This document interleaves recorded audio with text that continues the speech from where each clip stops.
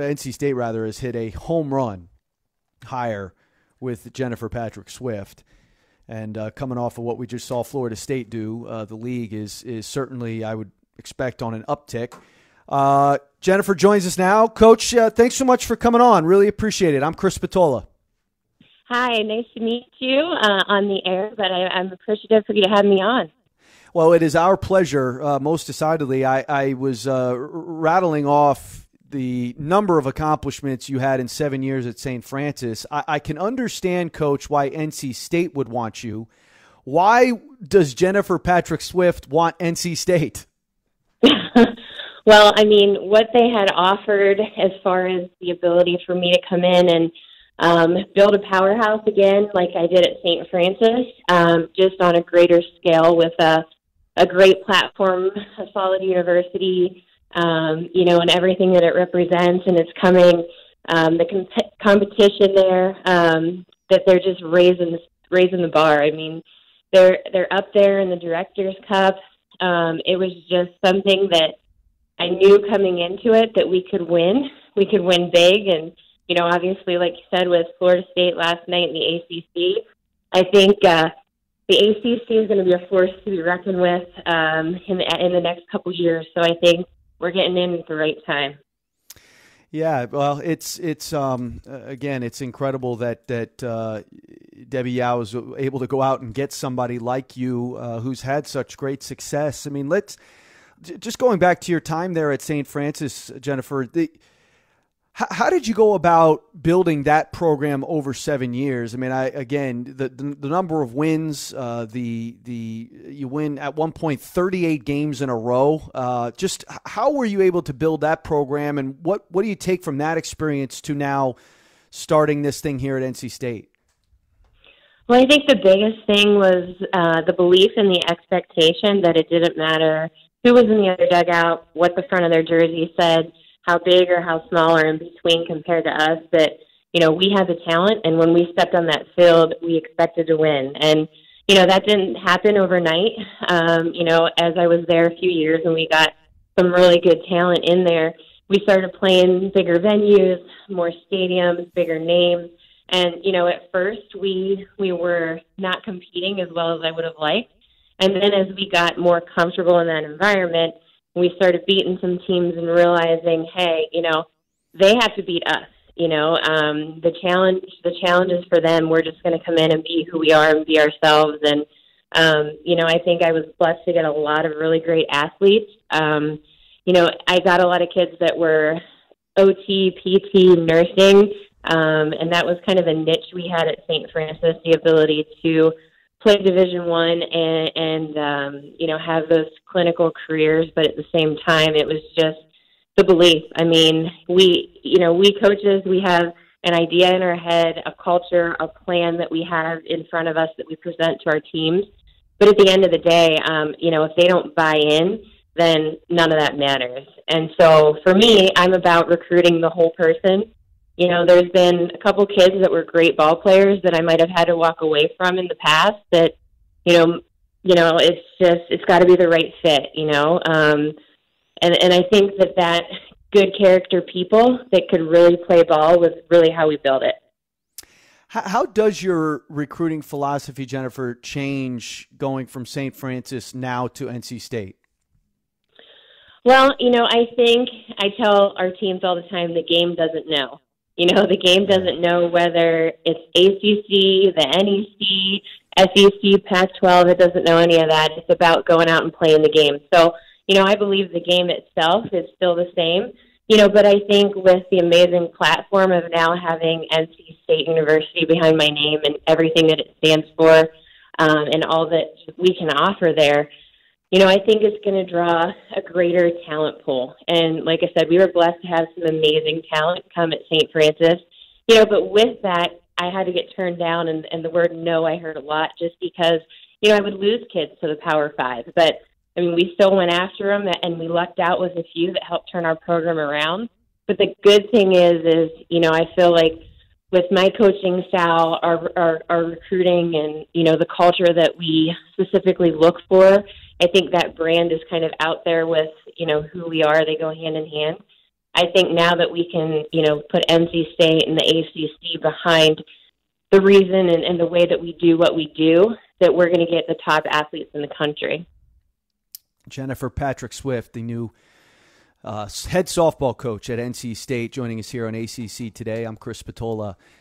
Jennifer, you led the nation last year, St. Francis did, in home runs with 83. Is that coaching or talent? I mean, can you bring that type of power to NC State with you?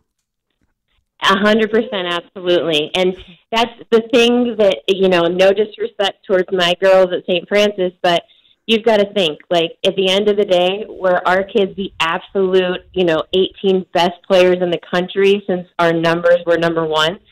Maybe, maybe not. There's a lot of good ball players in the country.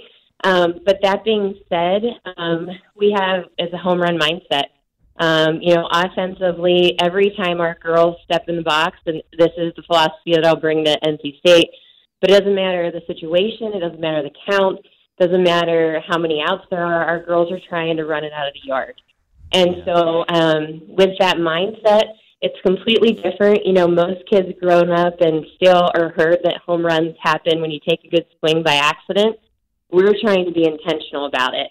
And so I think it was just the mindset, the belief. And, we teach hitting a little bit different.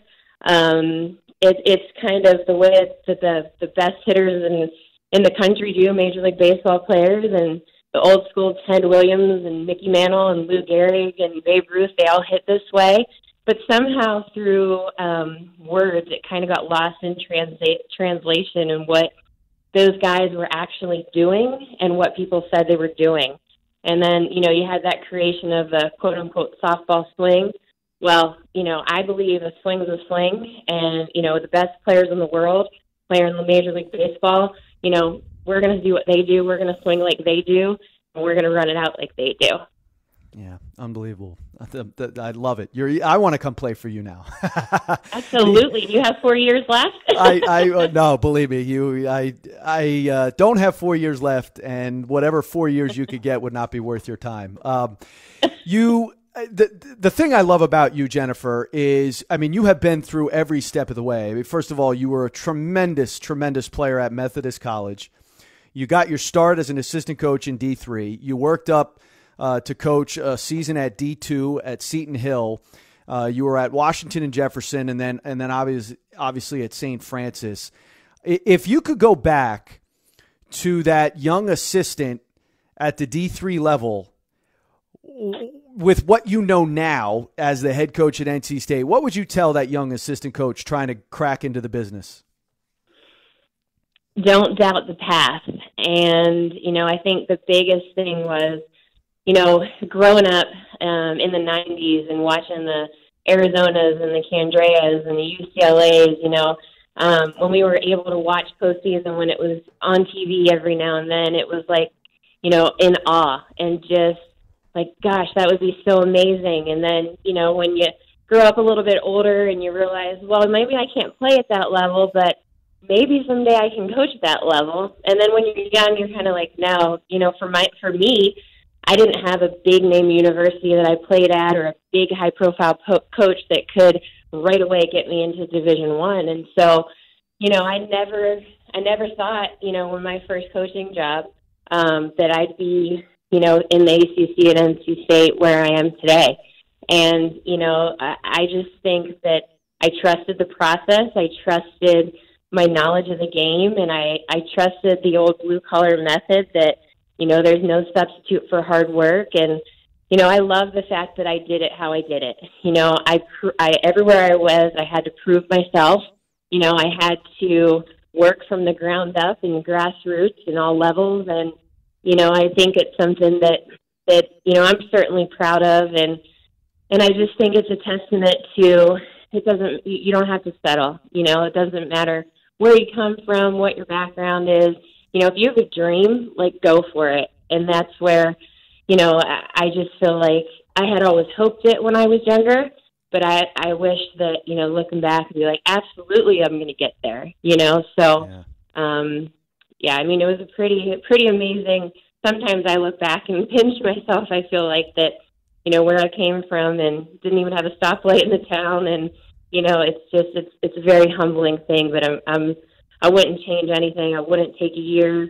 I love the journey that I was on because, it was something that I can say it's hard work. Like, you've got to do hard work. It's not just given to you because it wasn't given to me, but at the same time, I'm blessed to have had the road that I did. Yeah, well, and Jennifer, success usually finds the most prepared. I mean, you hold a bachelor's degree in biology from Methodist with a concentration in zoology. You have to explain that path. Is there science in the blood? Why the zoology? Well, hopefully no players or future players are listening to this, but it was like I wanted to go to school and play softball, and if I couldn't actually major in softball, what did I love? And I loved animals. And my backup plan, way grown up, I'm not great at math. Had I been, I might have tried to be a vet, but honestly, most of the time growing up, we would go to SeaWorld every year on vacation, and I wanted to train Shamu. Yeah, I was that girl that was like, I want to be in there. I want to ride Shamu. I want to train him. And when they didn't have that major either, there wasn't a 4-year train Shamu. Yeah. I was like, well, zoology, animals. I love softball. I love animals. So if I'm going to be, at school and doing that, then let's do something that I love. And then, when it was like my sophomore year, I went to my coach and I was like, I can't believe this is almost over. Like, I love this game too much. And he was like, well, why don't you think about coaching? And, he's still at Methodist University today. And I would not be here today if he wouldn't have taken the chance on a scrawny little Pennsylvania girl. And he he groomed me, and he would bring me in the office to different situations and, say, someday you might be a coach. How would you handle this, or how would you handle that? And, he's amazing. He's helped me to this day. I mean, he's super excited that I'm coming down there awful close, and, he's like a second father to me. But, it was just, again, one more step in the process that had to happen for me to be where I'm at today. And it's worth mentioning also for folks listening, you have a master's degree from American Military University, and you're still pursuing your PhD. I don't know where you find all the time, Jennifer, to pursue all these advanced degrees. Well, lately I had to take a break. I have 3 little girls, 2, 4, and 6. So, once I had the third one, I was like, okay, I just need to take a break for a little while. So that's kind of where the lapse has been. The last couple of months I haven't taken any classes, just being honest. It's been a little crazy.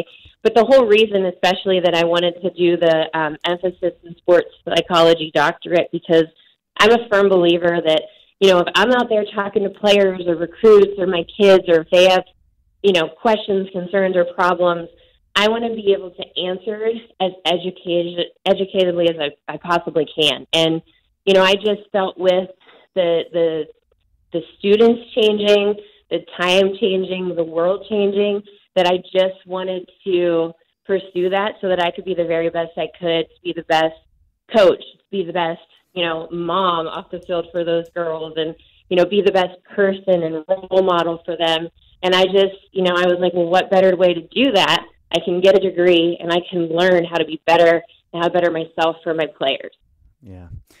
Very cool. I'll get you out of here on this, Jennifer. You're taking over a program that does return 14 of its 15 players, but over the last 3 seasons has only won 64 games. If you look at the way they closed out the year and you watch what Florida State did, NC State lost 9-1, 5-0, 3-0 in 3 games against Florida State. I mean, obviously that's sort of the bar right now. I assume you watched what Florida State did. I mean, what were your impressions of that, and where do you think the ACC is from a softball standpoint? Well, my hat's off and congratulations to Florida State, their staff, and their players. They made an amazing run throughout the last couple of weeks, and it was really fun to watch them. And, I can tell you in regards to the ACC, like I said, I feel like it's just about to kind of break. And I think Florida State was the person that kind of, you can't run a 4-minute mile. All of a sudden you run a 4-minute mile, and then other people can. I really feel like Florida State ran the 4-minute mile last night, and that's just paved the way for the ACC. And, with, Duke coming in and Clemson and, us and NC State and, Pitt was right up there as well. I just think that, people are going to know that when they come to play an ACC school that it's going to be a different level of respect. And I just see that with the ACC network coming in 2019. I just really see the ACC, especially in softball, starting to take off because there's some players on the East Coast that can play, so you get the best of those and you find a couple other throughout the country that can rise that level to play at the top teams in the country. And I think the sky's the limit. But, I couldn't be more proud to be a new coach in the ACC. And, I'm super, super excited to be amongst some amazing coaches and some amazing teams and players. This was a pleasure, Jennifer. Good luck, and we look forward to catching up down the road. Thank you so much. Go Wolfpack. All right, that's Jennifer Patrick Swift, new head coach of North Carolina State softball.